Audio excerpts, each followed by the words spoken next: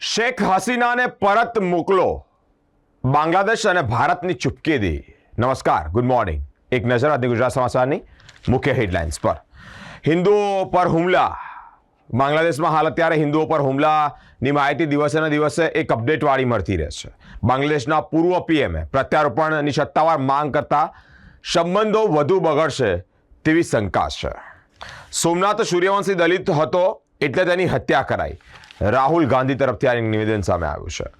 રેપનો ભોગ બનેલી 10 વર્ષની માસૂમ બાળકી મોત સામે જંગ હારી ગઈ.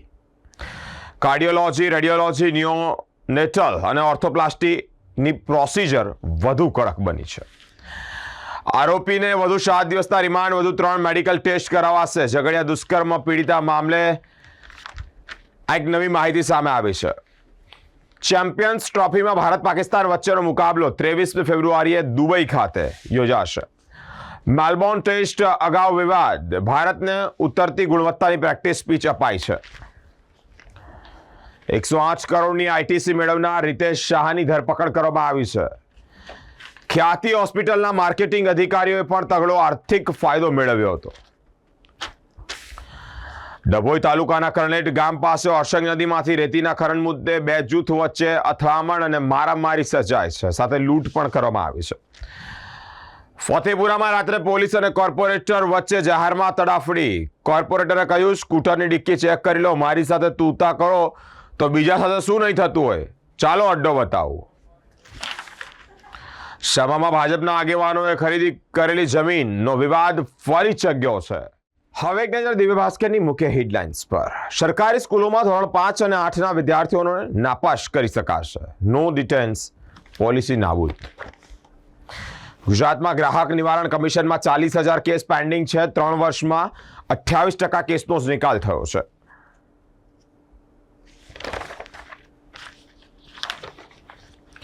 શમાની જમીન મુદ્દે કોર્પોરેટરની ફરિયાદ. પાલિકાએ ઓરડી તોડી નાખતા વિવાદ સર્જ્યો છે.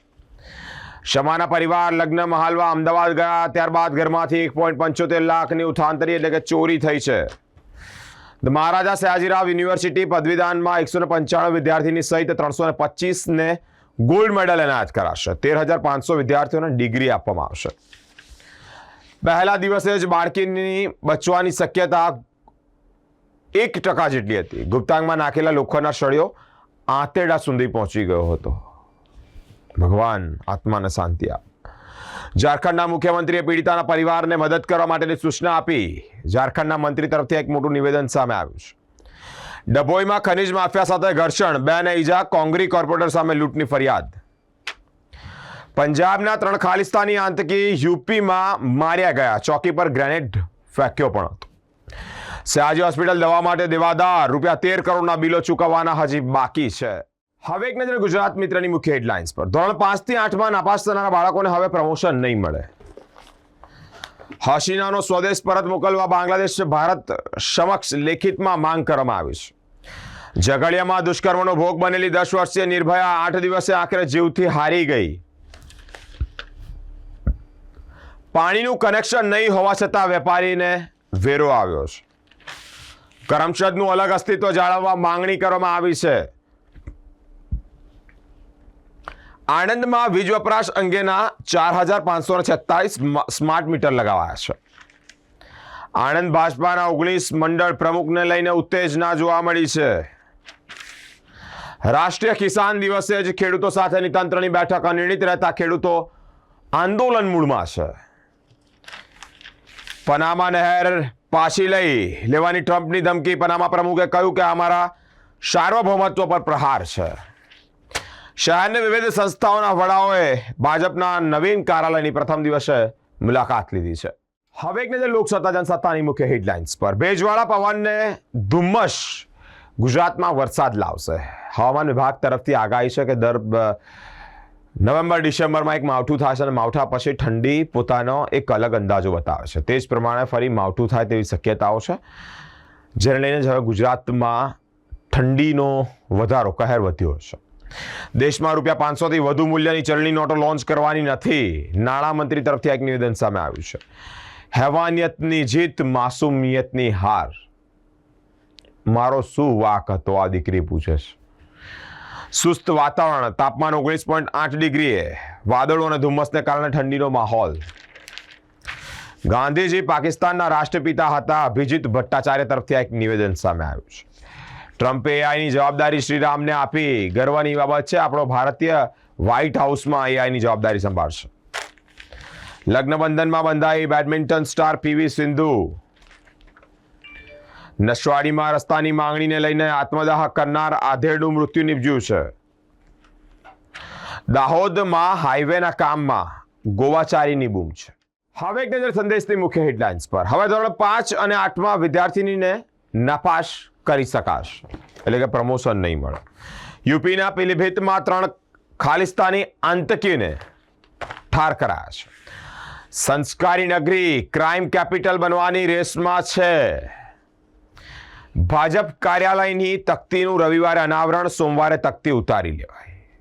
તકતીને લઈને તો ઘણા બધા વિવાદો છે. સ્માર્ટ પ્રીપેડ મીટર, ગ્રાહકને ટીઓયુમાં પ્રતિ યુનિટ 45 પૈસા રિબેટની દરખાસ્ત. સ્ટેચ્યુ ઓફ યુનિટી ખાતે નાતાલની રજાઓમાં પ્રવાસીઓનો ઘસારો વધ્યો છે. પૂર્વ વિસ્તારમાં પાણીના નેટવર્કને લઈને સુધારવા ₹46 કરોડ વધારાશે, એટલે કે ખર્ચાશે. બુલેટ ટ્રેનના વાયડક્ટ પુલની બંને બાજુ 2,06,000 નોઇઝ બેરિયર્સ મુકાશે. તમારા પાર્સલમાંથી ડ્રગ્સ પકડાયું છે, ત્વરિત દિલ્હી આવી જાઓ. +870 આવા નંબરથી કોલ આવે તો સાવચેત થજો, ફ્રોડ હશે. ખ્યાતિકાંડ, પીએમ જયમાં પ્રોસિજરની નવી એસઓપી જાહેર, સર્જરી માટે સીડી અને વિડીયો ફરજિયાત.